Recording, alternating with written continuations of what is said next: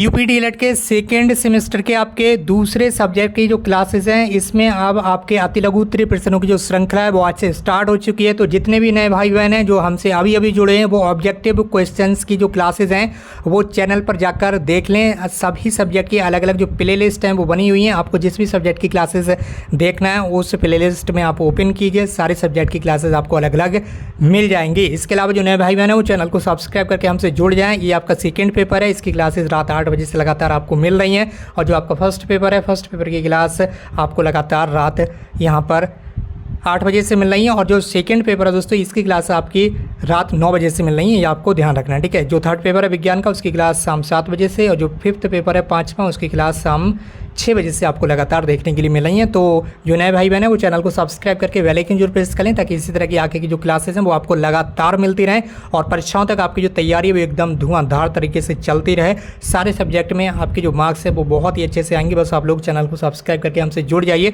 तो चलिए दोस्तों आज की इस वीडियो को स्टार्ट करते हैं। इसमें सबसे पहले आप देख सकते होंगे आपके सामने एक प्रश्न लिखा हुआ है, यहाँ पर प्रश्न संख्या है 1, ठीक है। और ये अति लघु उत्तरीय प्रश्नों की श्रृंखला से स्टार्ट हुई है। ऑब्जेक्टिव क्वेश्चन आपको ऑलरेडी सॉल्व करा दिए गए। इसके साथ ही ये जैसे ही क्लासेस आपकी समाप्त हो जाएंगी, जो पीडीएफ फाइल आप देख रहे हैं ये पीडीएफ फाइल आपको हमारे टेलीग्राम चैनल पर मिल जाएगी। टेलीग्राम चैनल की लिंक इस वीडियो के डिस्क्रिप्शन बॉक्स में दे दी गई है और वहीं पर आपको व्हाट्सएप चैनल की लिंक भी मिल जाएगी। तो आप दोनों जगह हमसे जुड़ जाइए ताकि डीएलएड एग्जाम से संबंधित, एडमिशन से संबंधित जो पल पल की अपडेट है वो आपको समय से पहले मिल सके। तो चलिए दोस्तों आप क्लास को स्टार्ट कर देते हैं। और सबसे पहला सवाल आपके सामने स्क्रीन पर है, एनपीआरसी, ठीक है।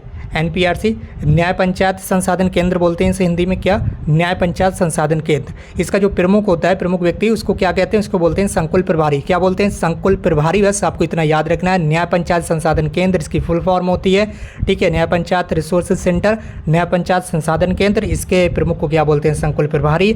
ये यहाँ पर आपको याद रख लेना है, ठीक है। बढ़ेंगे अपने अगले सवाल की ओर। सारी चीज़ें आपको अच्छे से समझाते हुए चलेंगे। उसके बाद दूसरा सवाल है, ग्राम शिक्षा समिति जो होती है गाँव में, ग्राम शिक्षा कमेटी जो कि यहाँ पर गांव के शिक्षा से रिलेटेड सारी कार्य करती है। तो इस शिक्षा की कमेटी का जो अध्यक्ष होता है वो कौन होता है, ये होता है गांव का प्रधान। जो गांव के प्रधान जी होते हैं ये ग्राम शिक्षा समिति के कौन होते हैं, भैया होते हैं अध्यक्ष, ठीक है। ये आपको याद रखना है।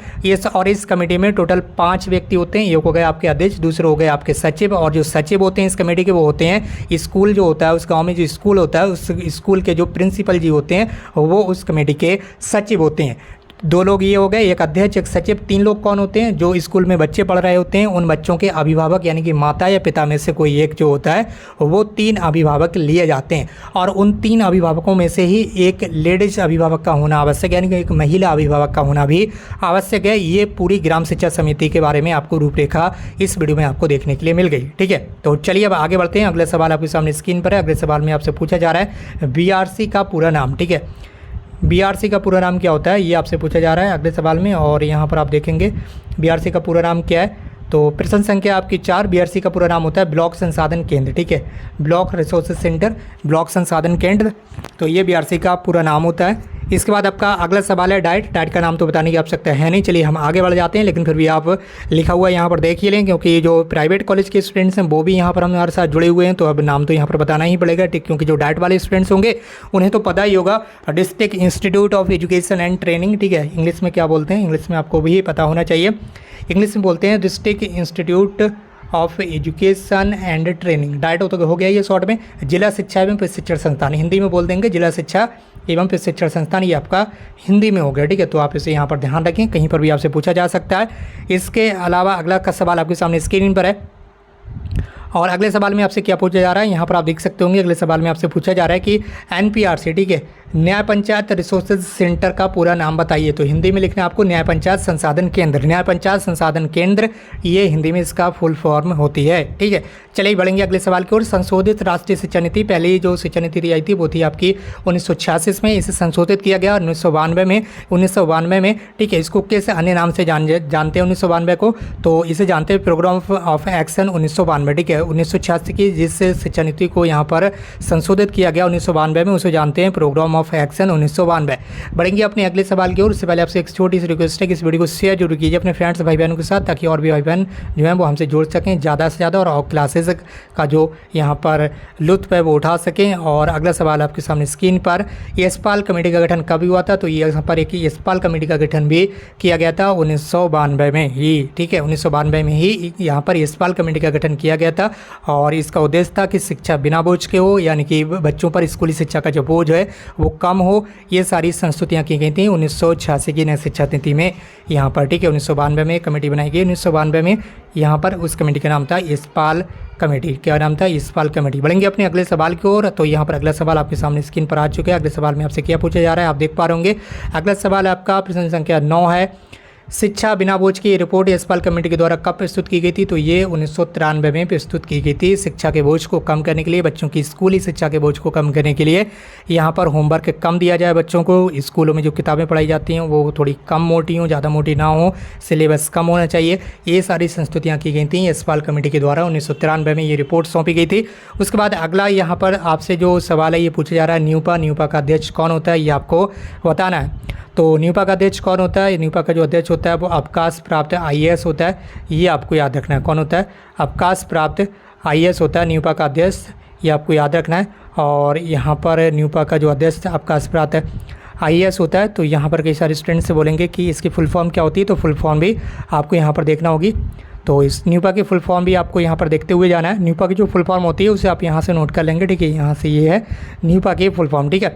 National university of education planning and administration, ठीक है, ये है न्यूपा की फुल फॉर्म, ठीक है। ये आपको याद रखना है, national university of education planning and administration, ठीक है। तो ये आपकी न्यूपा की फुल फॉर्म हो गई, आप इसे याद करेंगे। हम बढ़ेंगे अपने अगले सवाल की ओर। अगला सवाल आपके सामने स्क्रीन पर आ चुका है। और न्यूपा का जो अध्यक्ष होता है वो आपका प्राप्त IAS होता है। और न्यूपा का मुख्यालय कहाँ है? ये दिल्ली में, ये भी आपको याद रखना है। RTE की फुल फॉर्म आपसे पूछी जा रही है। RT शिक्षा का अधिकार होता है। RT का मतलब होता है हिंदी में शिक्षा का अधिकार, राइट टू एजुकेशन, ठीक है, राइट टू एजुकेशन, ये फुल फॉर्म होती है RT की, ये आपको याद रखना है, ठीक है। RTE की आपको फुल फॉर्म याद रखना है। एक दूसरा होता है आपका RTI, ठीक है। ये क्या होता है आपका RTI? तो ये अलग है, RTI क्या है और RT अलग है, ये दोनों चीज़ें अलग अलग हैं, ये भी आपको ध्यान रखना है। RTI होता है आपका राइट टू इन्फॉर्मेशन, ठीक है, सूचना का अधिकार, जहाँ से आप किसी भी विभाग से सूचना प्राप्त कर सकते हैं, किसी ऑनलाइन के माध्यम से, ठीक है, किसी भी विभाग से जो सूचना वो आप प्राप्त कर सकते हैं RTI के माध्यम से। लेकिन जो अगला होता है आपका RTE, ठीक है, ये अलग चीज़ है, ये शिक्षा से रिलेटेड है, राइट टू एजुकेशन, शिक्षा का अधिकार, ठीक है। चलिए बढ़ेंगे अपने अगले सवाल की ओर। यहाँ पर थोड़ा कलर चेंज हो चुका है, तो कलर को हम यहाँ पर पहले जैसा कलर ही यहाँ पर लेने की कोशिश करेंगे, ठीक है, जो हमारा रेड कलर था, ठीक है। पहले इसे हम यहाँ से हटा देते हैं। तो अगला सवाल आपके सामने स्क्रीन पर आ चुका है। और अगला सवाल में आपसे क्या पूछा जा रहा है आप स्क्रीन पर देख पा रहे होंगे। अगला सवाल है आपका, वर्तमान में शिक्षा को किस सूची में रखा गया है? जो वर्तमान समय है इसमें शिक्षा को किस सूची में रखा गया है ये आपको बताना है, ठीक है। तो वर्तमान समय में शिक्षा को समवर्ती सूची में रखा गया, किस में? समवर्ती सूची में, ठीक है। कितनी सूचियाँ? 3 सूचियाँ, समवर्ती सूची और राज्य सूची, और तीसरी क्या है? केंद्र सूची, ठीक है। समवर्ती सूची के अंतर्गत जो भी विषय सम्मिलित किए गए हैं उस पर कानून बनाने का जो अधिकार है वो राज्य सरकार को भी रहता है और केंद्र सरकार को भी रहता है। इसीलिए आपने शिक्षा में अलग अलग जो लड़ाइयाँ हैं वो होती हुई देखी होंगी, ठीक है। अभी जिस समय यहाँ पर जो लड़ाई थी वो काफ़ी लंबे समय से चल रही थी, शिक्षक भर्ती से रिलेटेड यहाँ पर अलग अलग कानून बनाए हुए थे, ठीक है। लेकिन जब सुप्रीम कोर्ट का डिसीजन आया 11 अगस्त 2023 को, उसके बाद यहाँ पर सुप्रीम कोर्ट का जो डिसीजन था वो ऑल इंडिया में लागू हुआ और जो BEd के अभ्यर्थी हैं वो अब प्राथमिक शिक्षक भर्ती में सम्मिलित नहीं हो सकते हैं। ये आपको याद रखना है, जो BEd वाले अभ्यर्थी हैं वो प्राइमरी लेवल की शिक्षक भर्ती परीक्षा में सम्मिलित नहीं हो पाएंगे, ठीक है। तो यहाँ पर इस वक्त ये अगली क्वेश्चन आपको देखने के लिए मिल रहा है। अगला क्वेश्चन, ठीक है, अगला क्वेश्चन आपका क्या है? शिक्षा किस में है? पहले तो ये आपको देख लेना है, शिक्षा समवर्ती सूची में, ठीक है। और शिक्षा पर जो कानून बनाने का अधिकार है वो राज्य सरकार को भी है और केंद्र सरकार को भी है, इसीलिए इसे समवर्ती सूची में रखा गया है। जो विषय केवल राज्य सूची में होते हैं उस पर केवल राज्य सरकार ही कानून बना सकती है, और जो आप यहाँ पर केंद्र के सूची में होते हैं उस पर केवल केंद्र सरकार ही कानून बना सकती है। राज्य सरकार को उस पर कानून बनाने का जो अधिकार है वो नहीं होता है, ये आपको याद रखना है, ठीक है। इसके बाद आपका अगला सवाल है, भारतीय शिक्षा आयोग का गठन कब किया गया था? 1882 में किया गया था, ये आपको याद रखना। भारतीय शिक्षा आयोग का जो गठन किया गया था वो किया गया था सन 1882 में। चलिए बढ़ेंगे अपने अगले सवाल की ओर। अगला सवाल आपके सामने स्क्रीन पर आ चुका है और अगले सवाल में आपसे ये पूछा जा रहा है कि कोठारी आयोग का गठन कब हुआ था। कोठारी आयोग का जो गठन हुआ था वो 14 जुलाई 1964 में हुआ था, ये आपको याद रखना है। कोठारी आयोग का जो गठन था वो सन 14 जुलाई 1964 में हुआ था। इसके अलावा कोठारी आयोग के अध्यक्ष कौन थे, प्रोफेसर DS कोठारी, इससे कोठारी आयोग के अध्यक्ष थे। इन्हीं के नाम पर इस आयोग का नाम रखा गया कोठारी आयोग। अगला सवाल आपके सामने स्क्रीन पर है और ये सवाल प्रीवियस ईयर की परीक्षाओं में आ चुके हैं, तो इन्हें आप ध्यान से देखने की कोशिश करें। आपसे पूछा जा रहा है संवर्धित सूची में दिए गए विषयों पर नीति और कानून बनाने का अधिकार किस राज्य सरकार को है। संवर्धित सूची में दिए गए विषयों पर, संवर्धित सूची के बारे में अभी मैंने आपको बताया था, जो सब्जेक्ट जो विषय संवर्धित सूची के अंतर्गत सम्मिलित किए गए हैं उन विषयों पर केंद्र सरकार भी कानून बना सकती है और राज्य सरकार भी बना सकती है कानून। और शिक्षा एजुकेशन एक संवर्धित सूची का विषय है, ये आपको याद रखना है। इसके बाद अपना अगला सवाल है, भारत के एक पंथ निरपेक्ष राष्ट्र की घोषणा का उल्लेख कहाँ पर है। भारत एक पंथ निरपेक्ष राज्य है, ठीक है, धर्मनिरपेक्ष नहीं है, ये आपको याद रखना है। पंथ निरपेक्ष राष्ट्र है, ठीक है। तो इस राष्ट्र की घोषणा का जो उल्लेख है वो कहाँ पर है, ठीक है। तो इस राष्ट्र की घोषणा का जो उल्लेख है वो संविधान के 42वें संशोधन में किया गया है, ये आपको ध्यान रखना है। कहाँ पर, संविधान का जो 42वां संशोधन किया गया है उसमें भारत के एक पंथ निरपेक्ष राष्ट्र की घोषणा की गई है। ये इस वक्त का अगला क्वेश्चन अब आपके सामने स्क्रीन पर आने जा रहा है, तो आप देखेंगे अगला क्वेश्चन। और यहाँ पर अगला क्वेश्चन, ये सारे सवाल जो है वो प्रीवियस ईयर परीक्षाओं में आ चुके हैं, ये आप यहाँ पर देख पा रहे होंगे। पाठशाला को बाग का है, शिशु को पौधा का है, शिक्षक को माली का है, ये आपको पता ही फ्रॉबेल ने कहा। ये क्वेश्चन ऑलरेडी आपने कई बार पढ़ लिया है, ऑब्जेक्टिव क्वेश्चन में हमने इससे 3 से 4 बार पढ़ चुके हैं कि पाठशाला यानी कि पाठशाला को क्या कहा है, जो स्कूल होता है, ठीक है, उसे क्या कहा है, बाग का है। शिशु को क्या बोला है, पौधा बोला है। और शिक्षक को इन्होंने माली बताया। किसने बताया, ये यहाँ पर फ्रॉबेल ने बताया। किसने, फ्रॉबेल ने बताया, ये आपको याद रखना। अगला सवाल आपके सामने स्क्रीन पर, प्रयोजनवाद किसमें आस्था नहीं रखता है, ये चीज़ यहाँ पर आपको ध्यान से रखना। प्रयोजनवाद किसमें आस्था रखता है ये नहीं पूछा गया है, बल्कि प्रयोजनवाद किसमें आस्था नहीं रखता, तो ये ईश्वरीय सत्ता में आस्था नहीं रखता है, यानी कि ये ईश्वर को नहीं मानता है। प्रयोजनवाद जो है ईश्वर को नहीं मानता और ईश्वरीय सत्ता में आस्था नहीं रखता। कौन नहीं मानता है, ये आपका प्रयोजनवाद, ठीक है। तो अगला सवाल आपके सामने स्क्रीन पर है, प्रश्न शिक्षण विधि के जनक कौन है, ठीक है। प्रश्न शिक्षण विधि के कौन जनक है, जो प्रश्न विधि है, ठीक है, प्रश्नोत्तर विधि भी बोलते हैं इसे, प्रश्नोत्तर प्रश्न शिक्षण विधि, इसके जो जन्मदाता हैं वो सुकरात हैं। सुकरात ने यहाँ पर प्रश्न शिक्षण विधि की यहाँ पर खोज की थी, या इन्होंने ये शिक्षण विधि दी थी जो थी प्रश्न शिक्षण विधि, ठीक है। इन्होंने बताया था प्रश्न शिक्षण विधि के बारे में, ठीक है। तो अगला सवाल हम देखेंगे। अगला सवाल आपके सामने स्क्रीन पर आ चुका है, आपको सारे क्वेश्चन अच्छे से देख लेना है। अगला सवाल आपके सामने स्क्रीन पर, प्रकृति को दूसरे किस नाम से भी जाना जाता है। जो प्रकृति है उसको दूसरे किस नाम से जाना जाता है, तो ये भौतिकवाद के नाम से भी जाना जाता है। प्रकृतिवाद को जो दूसरे नाम से जाना जाता है वो जाना जाता है भौतिकवाद, ठीक है। अगला सवाल आपके सामने स्क्रीन पर है और आपसे ये पूछा जा रहा है कि प्रश्न संख्या है ये 23 और आपको बताना है ये कि फ्रॉबेल के किंडरगार्टन कब प्रारंभ किया था। जो फ्रॉबेल इन्होंने किंडरगार्टन कब प्रारंभ किया था। किंडरगार्टन 1839 में इन्होंने प्रारंभ किया था और इन्होंने बताया भी था कि जो पाठशाला है वो एक बाग है, शिक्षक को माली बताया था और जो यहाँ पर शिक्षार्थी होता है उसे पौधा बताया था। ये सारी चीज़ें किसने बताई थी, फ्रॉबेल ने बताई थी। उन्होंने किंडरगार्टन पद्धति का प्रारंभ किया 1839 में। ये आपको इतनी सीरियस सी चीज़ें जो हैं वो याद रखना है। हम बढ़ेंगे अपने अगले सवाल की ओर। अगले सवाल में आपसे पूछा जा रहा है कि राज्य शिक्षा संस्थान कहाँ पर, जो राज्य शिक्षा संस्थान है ये कहाँ पर है। उत्तर प्रदेश का राज्य शिक्षा संस्थान इलाहाबाद में है, ये आपको याद रखना है। इसके साथ ही उत्तर प्रदेश का राज्य विज्ञान शिक्षा संस्थान कहाँ पर है, तो ये भी आपका PNP के जस्ट पास में ही है, परीक्षा नियम प्राधिकारी कार्यालय के पास में राज्य विज्ञान शिक्षा संस्थान, ये भी आपका प्रयागराज में ही है, ये आपको याद रखना है। इसके अलावा यहाँ पर पूछा गया है 26 नंबर सवाल, राज्य हिंदी संस्थान कहाँ पर है, ये आपको बताना। राज्य का जो हिंदी संस्थान है ये आपका वाराणसी में, ये कहाँ पर है, ये वाराणसी में, ये आपको याद रखना है। राज्य हिंदी संस्थान कहाँ पर है, ये वाराणसी में, ये आपको याद रखना है। इसके बाद अगला सवाल आपसे पूछा जा रहा है आंग्ल भाषा शिक्षण संस्थान कहाँ पर है।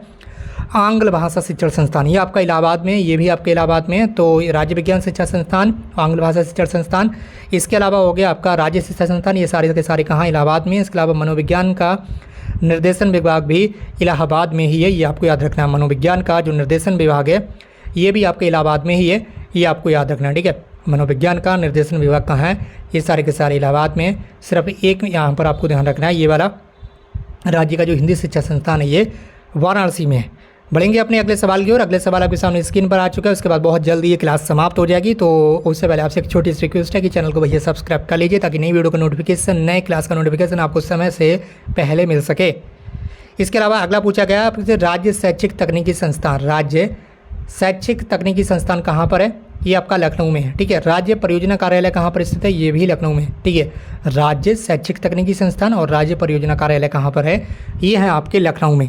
तो ये दोस्तों आपके लिए आज की महत्वपूर्ण क्लास अति लघु उत्तरीय प्रश्नों की श्रृंखला कैसी लगी आपको कमेंट बॉक्स में जरूर टाइप कीजिए और इस वीडियो को शेयर भी कीजिए अपने फ्रेंड्स के साथ। इसी तरह से आपकी जो क्लासेज हैं वो आगे लगातार कंटिन्यू रहेंगी, तो आप चैनल को सब्सक्राइब करके हमसे जुड़ जाइए। आज की इस क्लास को यहीं पर समाप्त करते हैं। हमसे जुड़ने के लिए आपका बहुत बहुत धन्यवाद। Thank you so much for watching this.